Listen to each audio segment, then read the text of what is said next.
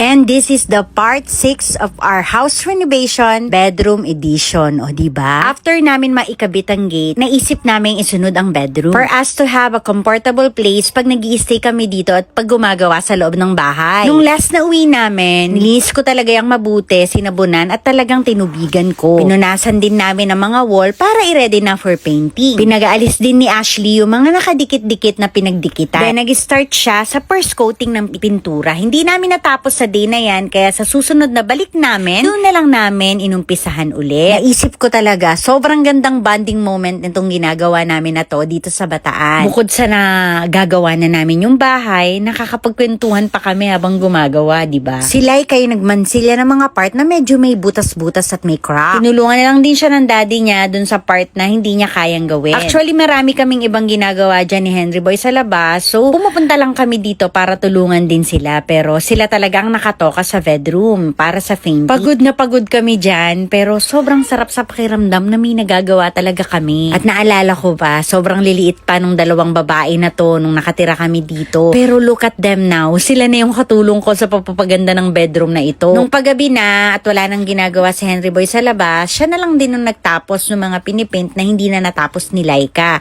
Dahil excited din silang ikabit ang vinyl dyan. Kaya nilampaso ko na para makabit nilang dalawa ang vinyl. Actually, hindi pa tapos, kulang pa sa vinyl. Kaya abangan nyo ang susunod. God bless!